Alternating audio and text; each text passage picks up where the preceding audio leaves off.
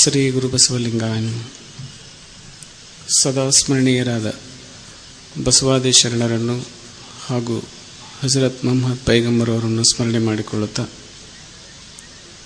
ಈ ವೇದಿಕೆಯ ಮೇಲೆ ಆಸೀನರಾಗಿರುವ ಪೂಜ್ಯ ಗುರುಗಳಾದ ಬಸವ ಸ್ವರೂಪರಾದ ದೊಡ್ಡಪ್ಪಗಳವರ ಪಾದಾರವಿಂದಗಳಲ್ಲಿ ಹಾಗೂ ಪರಮ ಪೂಜ್ಯ ನಮ್ಮ ಡಾಕ್ಟರ್ ಸತ್ತಿ ಅಪ್ಪಗಳವರ ಶ್ರೀಚರಣಗಳಲ್ಲಿ ನಮ್ಮ ಬಸವಚೇತನ ಸ್ವಾಮೀಜಿಯವರಲ್ಲಿ ಹಾಗೂ ಬಶೀರ್ ಉಮರ್ ಶರಣರಲ್ಲಿ ಮತ್ತು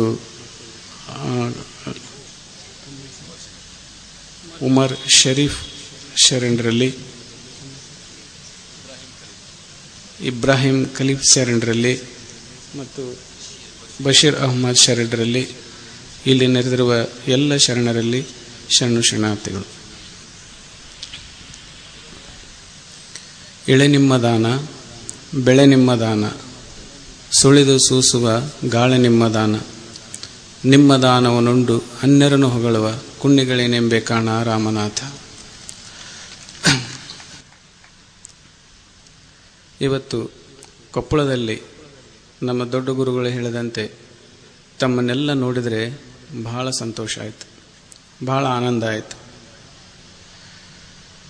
ಇವತ್ತು ಪರಮಾತ್ಮನ ಅಸ್ತಿತ್ವದ ಬಗ್ಗೆ, ಅವನ ಶರಣಾಗತಿ ಬಗ್ಗೆ ಸವಿಸ್ತಾರವಾಗಿ ಬಹಳ ಅದ್ಭುತವಾಗಿ ಪ್ರವಚನವನ್ನು ಅವರು ಮಾಡಿದರು. ನಮಗೆ ದೇವರು ಬೇಕು, ದೇವರು ಬೇಡ ಅನ್ನೋನು ಈ ಸಮಾಜದಲ್ಲಿ ಜಗತ್ತಿನಲ್ಲಿ ಯಾರೂ ಇಲ್ಲ ಅಂತ ಅನಿಸ್ತದೆ. ಪ್ರತಿಯೊಬ್ಬ ಮನುಷ್ಯನೂ ಕೂಡ ದೇವರ ಹಸಿವೆಯಿಂದ ಬಳಲ್ತಾ ಇದ್ದಾನೆ. ಆದರೆ ಆ ಹಸಿವನ್ನು ಹಿಂಗಿಸ್ಬೇಕು ಅಂದರೆ ಅವನಿಗೆ ದೇವರು ಸಿಗಬೇಕು. ಊಟದಿಂದ ಬಳಲುವವನು ಹೊಟ್ಟೆ ಹಸಿವೆಯಿಂದ ಬಳಲ್ತಾನೆ. ಆದರೆ ಆ ಬಳಲುವಿಕೆ ಕಡಿಮೆ ಆಗಬೇಕು ಅಂದರೆ ಅವನಿಗೆ ಊಟ ಸಿಗಬೇಕು. ಹಾಗೆ ದೇವರ ಹಸಿವೆಯಿಂದ ಬಳಲ್ತಾ ಇದ್ದಾರೆ. ಬಹಳ ಜನ ತೊಳಲಾಡ್ತಾ ಇದ್ದಾರೆ. ದೇವರು ಬೇಕು, ಆದರೆ ದೇವರು ಸಿಗ್ತಾ ಇಲ್ಲ. ಆ ನೋವಿನಿಂದ, ಆ ಹಸಿವಿನಿಂದ ಜನ ಕೋಟಿ ಕೋಟಿ ಜನ ತೊಳಲಾಡ್ತಾ ಇದ್ದಾರೆ. ಈ ತೊಳಲಾಟ ಯಾಕಂತಂದರೆ ಈ ಹಸಿವೆಯನ್ನು ಹಿಂಗಿಸಿಕೊಳ್ಳೋದರ ಸಲುವಾಗಿಯೇ, ದೇವರನ್ನು ಒಲಿಸಿಕೊಳ್ಳಬೇಕನ್ನೋದ್ರ ಸಲುವಾಗಿಯೇ ದೇವರನ್ನು ಒಲಿಸಲಿಕ್ಕೆ ಬೇಕಾದಂಥ ವಿಧಾನಗಳನ್ನು ನಮ್ಮ ಜನ ಕಂಡು ಹಿಡಿದರು. ದೇವರನ್ನು ಒಲಿಸಿಕೊಳ್ಳುವುದಕ್ಕಾಗಿ ಅನೇಕ ವಿಧಾನಗಳನ್ನು ಕಂಡುಹಿಡಿದ್ರು. ಒಂದಲ್ಲ, ಎರಡಲ್ಲ, ಸಾವಿರಾರು ವಿಧಾನಗಳನ್ನು ಈ ಜನ ಕಂಡುಹಿಡಿದ್ರು. ಅದರಾಗೆಲ್ಲ ಆರತಿ ಮಾಡೋದು ಬಂತು, ಕಾಯಿ ಹೊಡೆದು ಬಂತು, ಕರ್ಪೂರ ಹಚ್ಚೋದು ಬಂತು, ಜೂತ್ಪತ್ತಿ ಬೆಳಗೋದು ಬಂತು. ಇವೆಲ್ಲ ದೇವರನ್ನು ಒಲಿಸುವಂಥ ವಿಧಾನಗಳಿವೆಲ್ಲ ಅಂತ ನಾವು ಕಂಡು ಹಿಡ್ಕೊಂಡೇವೆ. ಆದರೆ ಇವುಗಳಿಂದ ದೇವರು ಒಲಿತಾನ? ಇವುಗಳಿಂದ ಪರಮಾತ್ಮ ಒಲಿತ, ಅವನ ಒಲುಮೆ ನಮಗೆ ಬೇಕು. ಆದರೆ ಇದರಿಂದ ನಾವು ಒಲಿತಾನ? ಇದು ದೊಡ್ಡ ಪ್ರಶ್ನೆ. ಇದು ಅದಕ್ಕೆ ಬಸವಣ್ಣನವರು ದೇವರು ಬೇಕು, ದೇವರ ಒಲಮೆಯೂ ಬೇಕು. ಬಸವಣ್ಣವರೊಂದು ಮಾತು ಹೇಳ್ತಾರೆ, ಹಾಡಿದೊಡೆ ಎನ್ನೊಡೆಯನ ಹಾಡುವೆ, ಬೇಡಿದೊಡೆ ಎನ್ನೊಡೆಯನ ಬೇಡುವೆ, ಒಡೆಯಂಗೊಡಲ ತೋರುವೆ, ಎನ್ನ ಬಡತನವ ಭಿನ್ನಯಿಸುವೆ, ಕೂಡಲ ಸಂಗಮದೇವ ಮಹಾದಾನಿ ಕೂಡಲ ಸಂಗಮದೇವ. ಅವನಿಗೆ ಸೃಷ್ಟಿಕರ್ತನಾದಂಥ ಪರಮಾತ್ಮನಿಗೆ ಬಸವಣ್ಣವರು ಮಹಾದಾನಿ ಅಂತ ಕರೆದಿದ್ದಾರೆ. ಬೇಡುವುದಾದರೆ ಅವನನ್ನೇ ಬೇಡುವೆ, ಹಾಡುವುದಾದರೆ ಅವನನ್ನೇ ಹಾಡುವೆ. ಹಾಡಿದೊಡೆ ಎನ್ನ ಒಡೆಯನ ಹಾಡುವೆ, ಎನ್ನ ಒಡೆಯ, ಬೇಡಿದೊಡೆ ಎನ್ನೊಡೆಯನ ಬೇಡುವೆ, ಒಡೆಯಂಗೊಡಲ ತೋರಿ ಭಿನ್ನಯಿಸುವೆ. ಎನ್ನ ಒಡೆಯನಿಗೆ ಮಾತ್ರ ಒಡಲ ಬಿಚ್ಚಿ ನಾ ಹೇಳ್ತೇನೆ, ಇನ್ನೊಬ್ಬರಿಗೆ ಹೇಳಕ್ಕಾಗಂಗಿಲ್ಲ. ಯಾಕಂದ್ರೆ ಅವ್ರಿಗೆ ಕೊಡಕ್ಕಾಗಂಗಿಲ್ಲ.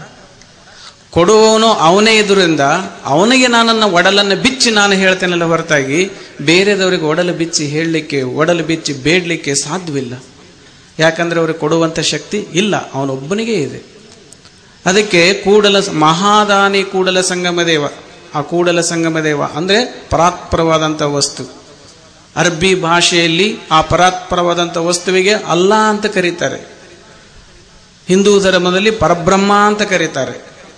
ಹಿಂಗೆ ಒಂದೊಂದು ಧರ್ಮದಲ್ಲಿ, ಒಂದೊಂದು ಭಾಷೆಯಲ್ಲಿ, ಒಂದೊಂದು ಸಂಸ್ಕೃತಿಯಲ್ಲಿ ಒಂದೊಂದು ಪದವನ್ನು ಬಳಸ್ತಾರೆ. ಆದರೆ ಇರುವುದು ಒಂದೇ ಒಂದು ವಸ್ತು, ಆತ ಸೃಷ್ಟಿಕರ್ತನಾಗಿದ್ದಾನೆ. ಇದು ಎಲ್ಲ ಪ್ರದೇಶಗಳಲ್ಲೂ ದೇವರಿಗೆ ಹೆಸರು ಬೇರೆ ಬೇರೆ ಹಾಕೊಂತ ಹೋಗ್ತದೆ. ಆದರೆ ಬಸವಣ್ಣನವರು ಆ ದೇವರಿಗೆ ಏನಂತ ಕರೆದಿದ್ದಾರೆ ಅಂದರೆ ಲಿಂಗ ಅಂತ ಕರೆದಿದ್ದಾರೆ. ಆ ಪರಾತ್ಪರವಾದಂಥ ವಸ್ತುವಿಗೆ ಬಸವಣ್ಣವರು ಲಿಂಗ ಅಂತ ಕರೆದಿದ್ದಾರೆ. ಅದಕ್ಕಾಗಿ ಆ ಪರಮಾತ್ಮನನ್ನು ಒಲಿಸಲಿಕ್ಕೆ ಬಸವಣ್ಣನವರೊಂದು ವಿಧಾನವನ್ನು ಹೇಳಿದ್ದಾರೆ. ಬಹಳ ಚಲೋ ಅಂತ ನನಗೆ ಅನಿಸ್ತೈತಿ. ಕಳಬೇಡ, ಕೊಲಬೇಡ, ಹುಸಿಯ ನುಡಿಯಲು ಬೇಡ, ಮುನಿಯಬೇಡ, ಅನ್ಯರಿಗೆ ಅಸಹ್ಯ ಪಡಬೇಡ, ತನ್ನ ಬಣ್ಣಿಸಬೇಡ, ಇದಿರು ಹಳಿಯಲು ಬೇಡ.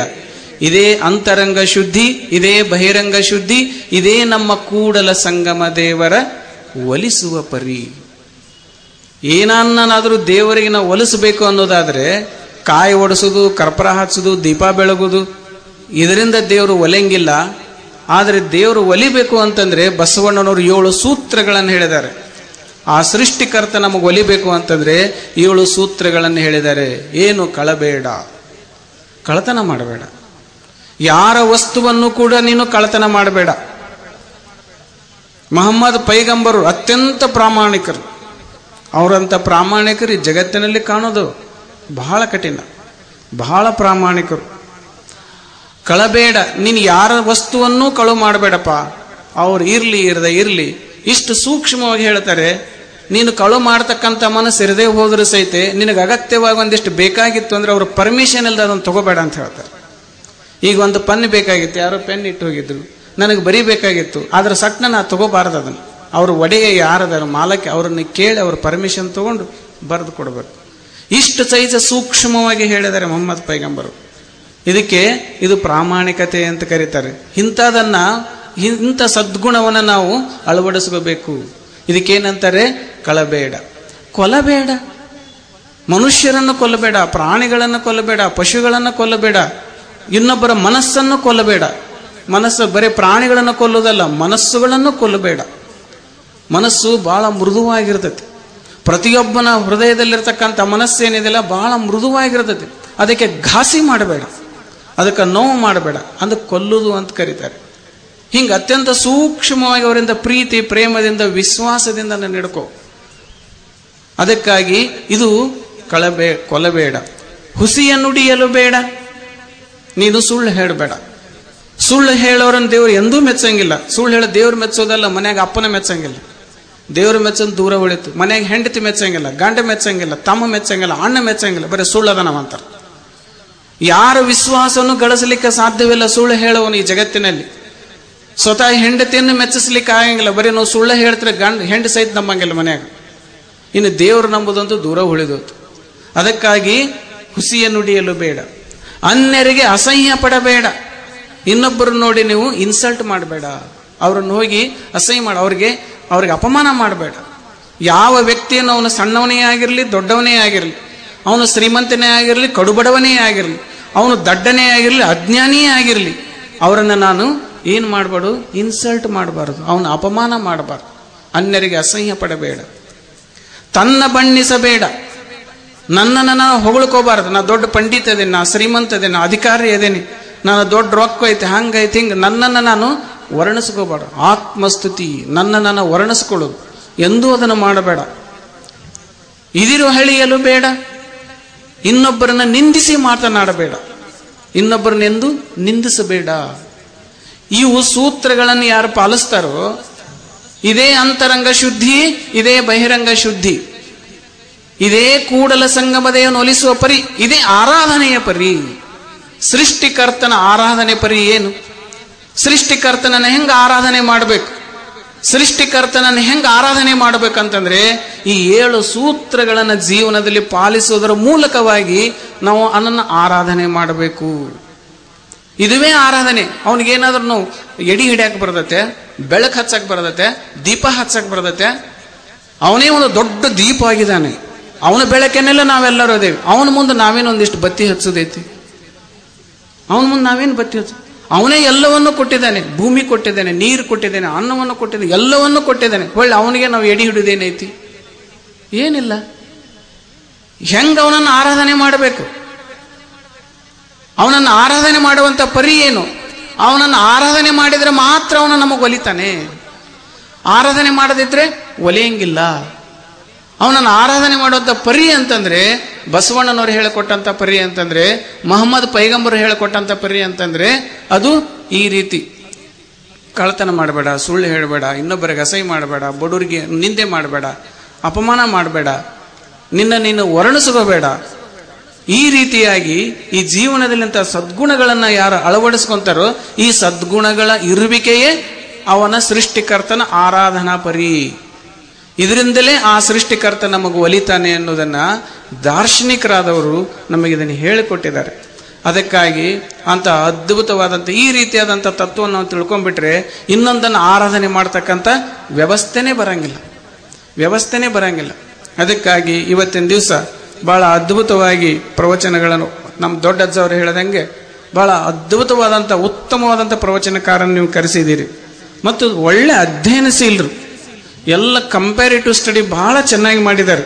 ಎಲ್ಲ ಧರ್ಮಗಳ ಅಧ್ಯಯನವನ್ನು ಮಾಡಿ ಇಸ್ಲಾಂ ಧರ್ಮದ ತತ್ವಗಳಿಗೆ ಅದನ್ನ ತುಲನಾತ್ಮಕವಾಗಿ ಅಧ್ಯಯನ ಮಾಡಿ ಎಲ್ಲಾ ಧರ್ಮದ ತತ್ವವನ್ನು ಕೂಡಿಸಿಕೊಂಡು ಕ್ರೋಢೀಕರಿಸಿಕೊಂಡು ಒಂದೇ ತತ್ವವನ್ನು ಹೇಳ್ತಕ್ಕಂಥ ಒಂದು ಅಧ್ಯಯನಶೀಲತೆ ಏನೈತಲ್ಲ, ಈ ಶರಣರಿಗೆ ಬಹಳ ಚಲೋ ಐತಿ, ಕರಗತಾಗೈತಿ. ಬಹಳ ಚೆನ್ನಾಗಿ ಅಧ್ಯಯನ ಮಾಡಿದ್ದಾರೆ, ಅದನ್ನು ಮನನ ಮಾಡಿಕೊಂಡಿದ್ದಾರೆ. ಇಂಥವರ ಪ್ರವಚನಗಳನ್ನು ನಾವು ಕೇಳಬೇಕು.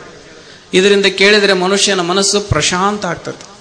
ಅದಕ್ಕಾಗಿ ಇವತ್ತಿನ ದಿವಸ ಬಹಳ ಸಂತೋಷ ಆಯಿತು. ಅದಕ್ಕಾಗಿ ನಮ್ಮೆಲ್ಲರಿಗೂ ಆ ಸೃಷ್ಟಿಕರ್ತನ ಕೃಪೆ ನಮಗೆಲ್ಲ ಸದಾ ಇರಲಿ ಅಂತ ಅವನಲ್ಲಿ ಪ್ರಾರ್ಥನೆ ಮಾಡಿಕೊಂಡು ಈ ಮಾತುಗಳನ್ನು ಮುಗಿಸ್ತೀನಿ. ಶರಣ.